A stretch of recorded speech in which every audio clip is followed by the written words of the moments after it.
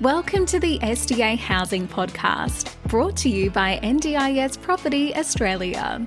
Before starting this episode, we need to provide a general disclaimer. Information contained in this podcast is general in nature only. It does not take into account the objectives, financial situation, or needs of any particular person. You need to consider your financial situation and needs before making any decisions based on the information in this podcast. And you should consider seeking independent and professional advice for your personal circumstances. All right, let's begin. Hello everybody, my name is Min and I'm here with Erin, my co-host for today from NDIS Property Australia here in Brisbane. And you're listening to the SDA Housing Podcast, a show that explains, highlights, guides and brings awareness about all things SDA in this ever-changing NDIS world. Today's presentation or podcast episode is about First2Care, our NDIS Plan Manager here in Spring Hill, Brisbane. And Erin has worked hard to bring us to the table together to talk about what First2Care is all about. So Erin, you want to introduce our two guest speakers, please? Yeah, so today we're joined by Sam and Mark, and they work here at First2Care. Do you want to just introduce yourselves and your roles for us, please? Yeah, sure. My name is Sam. I am the Client Liaison Manager. So I basically run the front-facing team of First2Care. So any outbound communications that are direct to our clients come from my team. So I make sure that all the expectations of clients are met through my staff. Sweet. Mark? My name's Mark and I am part of the business development team. And I connect with lovely providers like yourself. All right. We might as well just jump straight into who are First2Care. What do you do? Whoever wants to answer that one, go ahead. Yeah, so we're purely independent plan managers. In case your listeners don't know, plan managers are the financial administrators for NDIS participants. So basically, in a nutshell, we're the bill payers, so to speak. So our core business is processing those invoices as they come through. But First2Care is purely independent, meaning that we only do plan management. We don't like to mix anything else, so no support coordination or daily support or anything like that. We just think there's too much mixture and too many cooks spoil the broth kind of thing.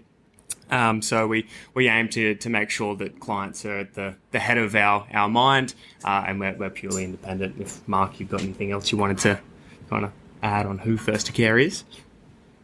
I think we're a client-centered company, first and foremost. I think Sam said it pretty well. Yeah, perfect. Whenabouts did First2Care start? So it started back in 2014. So we got some IT minds and some accountant minds got together and they organised a software to be developed for First2Care. Yep. That was to assist participants within their NDIS journey. And we've slowly kind of grown from there. So I started early 2020. When we were quite a small plan management company, and we had a good group of people at that time. Mm-hmm. But luckily we're all very like-minded and very client-focused, and from there, in that kind of early 2020 stage, we're able to kind of grow into the company that we are now. Perfect. Can I ask you a question about the growth? So Yeah. without disclosing how many participants you have, Of course. how hard was it to go from infancy back then to the inflow of inquiries and participants now that are more frequent for you guys? Yeah, obviously with any small business growing, there's always growing pains. But like I said, we've always had a strong, like-minded team behind us who's able to handle those growing pains. I know that whenever the NDIS do a change in pricing arrangement and stuff like that, always throws a spanner in the works. But we've been able to make do and come out stronger with all those growing pains and stuff like that. You mentioned something about UniDAP involvement when we were chatting. Do you want to... What is that? UniDAP is the company who developed the software for First2Care. So it is separate from First2Care. They're the ones who developed the software that we use. Okay, awesome. Yeah. So what is meant by the term independent plan manager? And what's the opposite of independent plan manager? Yeah. So like I said before, there's some providers out there that are a one-stop shop. So they've got plan management, support coordination, daily support, all wrapped into one. And to answer your question before, I think our growth through that stage of infancy to the size we are now was purely we're able to focus on plan management. We're not getting bogged down in the other pricing changements in support work or support coordination. We're able to give our participants what they need in their plan management scape, if you agree, Mark. Very much so, mate. Awesome. So, for those other companies that do everything, which includes plan management, what could be a perceived negative or disadvantage of that kind of business and having plan management as one of the services and not their core business? Yeah, I would say the thing that jumps out is the risk of, not saying this is ever done, but the risk of tailoring supports based on the funding provided instead of the funding needed. Like if you have that visibility on what's available, you might have a provider that's going to target, okay, there's $100,000 here, I'm going to do a service grant for $100,000 when the participant might only need 80 grand worth of support, and they've got that support to use in other things. So that's why we keep the things separate. So we're an integral part of a participant support team. Like we work very closely with support coordinators and other providers, but we think that independence is only beneficial for the participant. Yeah, so I guess I take from that what you said there is by being an independent plan manager, you're not incentivized in any way to tap that bucket of money because you're there to provide the payments or the bills. Yeah. And that's it. We've got no horse in the race when it comes to the support coordination, the daily support, anything like that. We're purely numbers and figures. We're impartial to anything, and our main goal is ensuring that the participant is getting the best service they can when it comes to the financial administration. Yes. So I'm going to attempt to do math. 2014, 2022, so 8 years. 8-9 years. Yeah. 8 years you've been around. What were you always in this role that you're in now, or were you different when you first started? Yeah, no, I was definitely different when I first started. I was part of the customer support team when I first started. Okay. And so that's where I was able to kind of hone my skills within understanding. It's always good having your finger on the pulse, doing the day-to-day interactions with clients and stuff like that.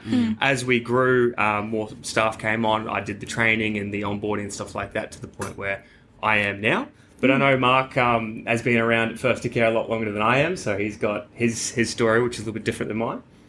Yeah, tell us more. So I started it back in mid-2017. And back then it was a really small team. Yeah. And with COVID back in 2020, I left, worked from home for about 9 months. And then I come back and we grew exponentially. So when I come back into the office, it was a much larger team. Yes. Yeah. But back then it was a very small team. I think we still kept that small mentality of providing the service to our clients. Yeah. That hasn't changed even to whatever size we may grow. Yeah. I think the most important thing is keeping whoever you're servicing at the centre. Like I find a lot of places probably don't do that as much, and they think, oh, look at the size of us, we're so big, like we're fine doing what we want to do. But I think it's so important to keep actually what's the most important part at the centre is who you're helping. It's kind of cliche that we've got the kind of the comment we always say that we're called First2Care, and that's first and foremost, we want to be the first to care. Yeah. And we only got to where we are now because of being a very client-focused business, and we're going to continue to do that in whatever growth or development we go forward. Yeah, awesome. Speaking of what you both talked about, staff and growth, I remember at our last networking event, Peter, the CEO? Yeah, the managing director.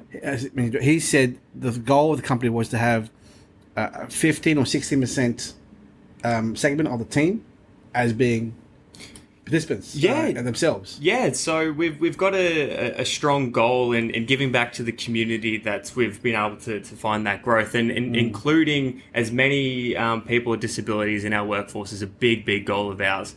And we kind of got that 15% goal from the We the 15 movement. We're on a kind of push to strive to do best in that area, because in some industries it's appalling the level of disability employment. So we really want to champion and make sure that we're giving as many people opportunities within our sector as we can. How many staff are here now, by the way? So we've got around 40 staff Yes. at First2Care. Yeah, 15% would be about 5 or 6. Yeah, correct. Wonderful. Yeah, awesome. So you've obviously grown over the past 8 years. What is about the size that you are now? So like I was saying before, we've gone from a relatively small company to a mid-sized plan manager that you'd feel in the market. So we've been able to kind of cement ourselves as a reliable company within the sector. I think a better question would be moving forward to the new financial year, what's the estimated growth you want to have in terms of bringing on board, more participants and clients and growth as a business goals? Again, I'm not the best kind of front first person. I'm very focused on making sure our clients are getting the best that we can. But I know that our main goals are always trying to make sure that we're striving to include our client base as much as possible. They're front and center of mind. And if we grow organically, just continue what we're doing, that's going to be a bonus. Are you just Queensland at the moment? So we are mostly kind of connected within that southeast Queensland. We've got a big presence in central Queensland. That's going to happen. We're based in Queensland, but we've got clients all over Australia. We've got clients in New South Wales, all the states, and we're because it's such a non face-to-face role, we're able to give the same best possible service regardless of what state you're in. Yeah. So it's nationwide. That's good. Yeah, awesome. Fantastic. So yeah, you brought up the networking event just before Min. That's where we met you guys, obviously, and I met Mark. That was, a month and a half ago, 2 months ago? Yes. Ish. How often are you doing those events, and what's the goal of them? You guys? So ones we personally put on, we're only just starting those, but our aim is to do about one every 3 or 4 months. Apologies. We're not that party goers. Not like human. But we regularly try to get to as many events as we can. Yes. The goal for us is to connect to providers like yourself, like I said before, and just broaden our horizon. Yes. Make sure, and get that feedback. Like, it's important for us to get feedback from our fellow providers. To know that we're still doing a good job. Like, we love hearing from providers saying that, we know you guys, our accounts team love you because you pay so quickly. Yes. Can I ask you a very generic question about how the NDIS system works with plan management? So from what we understand, participants can be agency managed, plan managed, and self-managed. Why does a participant want to be self-managed versus plan managed versus agency managed? What's the pros and cons of the other two to what you guys do? I guess? This is my bread and butter. Often when I tell people what I do, that's one of the first things I kind of explain. They look at me and go, wow, okay. So agency managed is quite limited within what is available to a participant. You have to go through registered providers. They've got to be on the list. They've got to be all of that within encompassing the NDIS space. There's price caps, and it can be a bit of a nightmare when you want that flexibility and that choice and control with providers. Self-management is a little bit more hands-on for the participant. So they're doing the submitting and sending invoices to the NDIS directly. So depending on the lifestyle or the amount of commitment that the NDIS participant or their nominee wants to take on, you'd be being the financial administrator for yourself. So keeping on track of the budget, submitting things yourself. The only positive to that is there are no pricing limits to the support you can provide. But again, there's all that extra risk of being in control of. And what do you mean by pricing limits? So there's a thing called the pricing arrangements. It's the NDIS pricing arrangements, which the NDIS put into place that a provider can't charge more than. A misconception that people normally have is that it's the price they should be charging, but it's the maximum. So any provider and participant can come into negotiations about how much they're going to be charging. But the pricing arrangements is just there to make sure no one's getting price gouged or anything like that. So the two categories that are limited by the pricing arrangements, I suppose, are the NDIA and the plan managed. However, it's not necessarily, I suppose, hindered. It's in benefit of the participant, because you're not going to be getting a psychology appointment for $400 an hour. It's set to a certain amount. Yes. And I suppose the benefit of plan management is you've got the flexibility of being able to go to any provider you want. Don't have to be registered. You don't have to do any of the submitting yourself. We do that for you. And you're getting monthly budget reports from us. You're getting check-ins if you're overspending. You're getting our portal that we have. You can log in and check to see how you're tracking. So obviously it sounds a bit biased coming from a plan manager, but that's the basics of all three. And from my point of view, it sounds like for the majority of people, plan management is the simplest. Did you want to add something, Mark? Yeah, I think Sam said it really well there. I think plan management really is like the freedom of someone who is self-managed, but without the accounting back issues that you have to do with that. Yeah. Yeah. So it's more... I mean, do you want to go? So you said before about how one example of a participant saying, "Oh, wow, he pays so fast." Is there a difference in speed of payment processing between what you guys do to a self-managed or agency managed? Is there a difference there? So I'm not specifically sure about the payment times of the self-managed and obviously agency managed outside of what my bread and butter. But I would imagine we're down to 24-hour payment times. So I would be surprised, considering it's a government scheme. Things are going to be that quick within the two other options. So I can't confirm, but I'm only going off what I know. Yeah. So I guess another sort of follow-on from that is what makes First2Care different from other plan management businesses? I think our CLO stuff, our client liaison officers. So we provide a one-on-one guidance from a team that Sam manages, which I am a part of as well. So we do the oversight of budgets, as plan managers normally do, but we take extra care to let our clients know if they're over underspending. So yeah, our client liaison officers, I think that sets us apart from many other providers. Also the time that we pay invoices in. Yes. From invoice received into our system is, just as easy as 24 hours, really. Sam? Yeah, and I think you hit on that on the head. I think what's good about the group of people we have is where we don't like to see people as numbers. And I'm afraid that some of the larger companies or other companies might just see participants as numbers, where we strive to make sure that the person you're calling is going to have some idea of who you are. They're going to know some information. If they know your dog's name, they're people you come to know at First2Care. It's not just a different person every time. Yeah.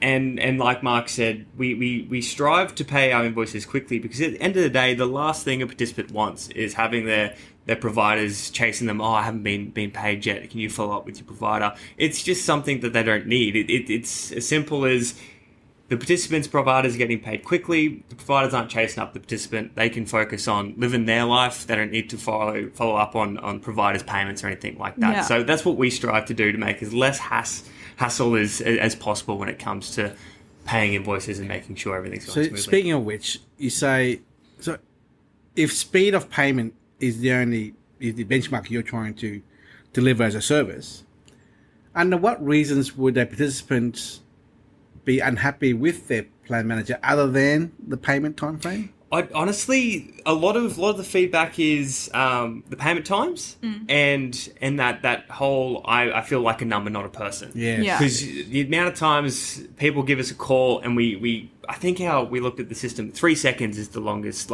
wait time, because we've got a team of customer support that are always there ready to answer the phone.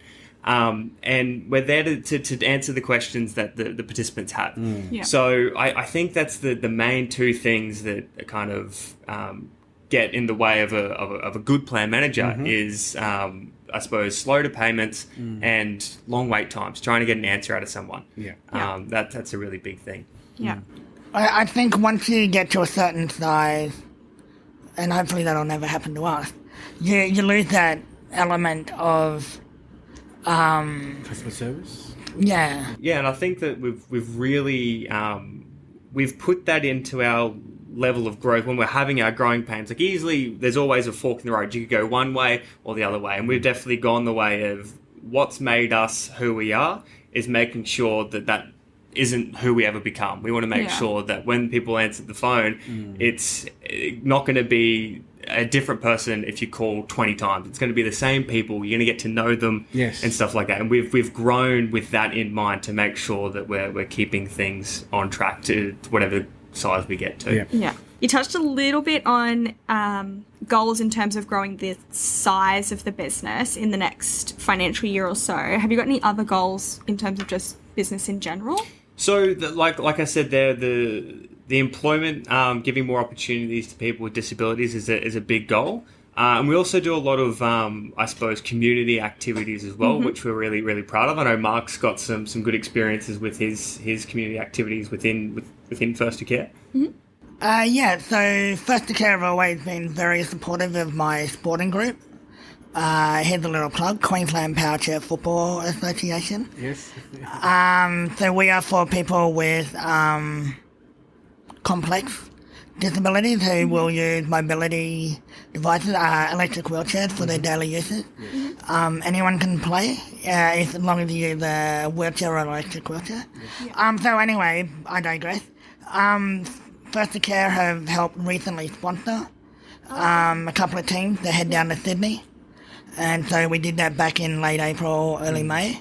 But since I've been a part of the company, they've helped us out immensely with different sponsorship opportunities. It's really great to see employers and businesses support the NDIS community in any way, shape, or form. And we encourage people who are listening, who may be in business or may be in a position to help out, to contribute to the community in any way, shape, or form with the NDIS and participants in need, I guess. Yeah, they could be there just to be there as a sponsor for a sporting event, as a sponsor to a business that needs help. But yeah, we encourage you all to look into your local areas, your communities, to help out with the NDIS community if we can. Yeah. Or even, Mark, does your football team have a website or something? You can go to qpfa.org.au. QPFA. Yep. I'll put it in the description. Look us up on Facebook or Twitter or Instagram. Yes. All that good stuff. Because we went, I think we paired with 5 other companies to support Mark's team, and every time Mark and I talk about his team, I always try and josh him and say, we need to do up some emails and sending out to Nike, Adidas. We need some support companies to come. So hopefully in the future we'll be trying to get some big sponsors that can sponsor Mark's team. I think that'd be awesome. Really, really good. Yeah, so that'd be fantastic. Nike, if you're listening, contact Mark. I think, like you said, man, it's not enough to be seen in the community. You should actively be doing something. Yeah. If you're in this space. 100%. Picnic in the park. What's that? So it's an initiative we did last year, and it kind of goes back to trying to give back to the community. We put on an event down at the Roma Street Parklands where we invited our participants to come down and just have a day at the park. We put on some food, some drinks, some games, just to kind of, I suppose, connect. Because like I said, plan management isn't a face-to-face sport. You don't need to ever see your plan manager. However, we thought the opportunity would be good to kind of put on a little activity. If anyone, I think it was on a Saturday or a Sunday, if you had some time to come down to the park and just have an excuse to come into the city and kind of see what the parklands had to offer. And it was really, really successful. Yeah. Being able to kind of just sit back and just get to know some of our clients and nominees and support coordinators that came.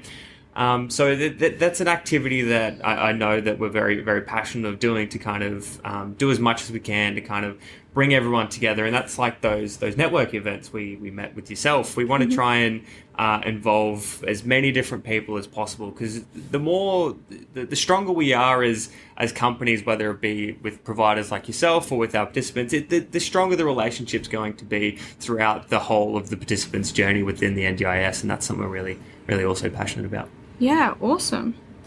I think that's about all of my questions. Do you have anything you want to add, Min? I do. What's your favourite character on Obi-Wan Kenobi? Oh, this is a topical question. I don't remember that show. Don't get me started.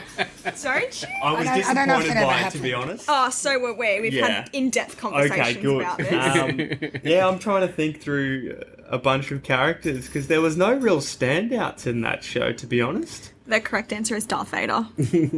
Yeah, but even then, he went off canon and he wasn't as strong as he should have been. Did you see that shoddy CGI work?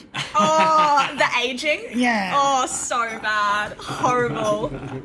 I mean, Mark and I always chat about popular culture and stuff like that. So if you're ever in the tea room, you'll just hear us go back and forth. And I think like at the lunch before, we're just quoting Arrested Development to each other. So, What did you say? There's always money. oh, there's always money in the banana stand. Yeah. Well, folks, thank you so much for coming on for our episode. We really appreciate your time and your and for you guys to show how committed you guys are as a business and as a team, as team members in the organisation, in the plan management world. We strive to expose our listeners more to as many players in the NDIS market as to give them better understanding as to what it's all about. And if you know of any other businesses who are in the NDIS space, please let us know. We'd love to interview them as well. But any final words of advice that you both would have for participants who are currently self-managed, plan managed, or agency managed? Any advice for them, if they are listening, as to what they should expect or from a plan manager, and what they should strive to achieve as a participant or a customer of a service like yours? Yeah, I think the main thing is you deserve to be treated as a person, not a number. Mm-hmm. If you send in an email or try and call, you should have someone pick up or answer you as quickly as possible. Choice and control is the most important thing of the scheme, and no plan manager has the ability to impact your choice and control. So remember that. And I suppose find a good plan manager that you fit with, who have a great interactive portal like ours, plug. But we know that when it comes to the support coordination realm as well, that's an integral tool to be able to help out participants in their plan. So I think that's the 3 pieces of advice I've got. I think Sam stole my thunder a bit. I think participants and providers need to remember choice and control. This is the participant's journey, and I think as a participant myself, it's hard to exert that control sometimes because there's so many roadblocks that continue to pop up, like the price arrangement max. Providers will charge max, especially in the capacity building section. So I think as long as those barriers exist, participants should exert the control, and just really, if a provider's, pushing you for something you do not agree with or you think is not to your best interest, really seek support of some kind or help. Whether that be support coordinator or LAC or just a trusted friend, advisor. And just make sure that, remember you're always at the center of your journey. One of our motto is Dream, Plan, Live. And that's how you should approach this journey that you're on. Mark, Erin, Sam, thank you so much. Thanks, guys. Appreciate it. Thank you for coming in. Bye-bye. Cheers. We hope you enjoyed this episode. Please make sure you are subscribed and following us so you can keep in the loop with all of our upcoming episodes. We would really appreciate it if you could leave us a 5-star rating, a written review, and to share this podcast with those that could benefit. Until next time, catch you on the next episode.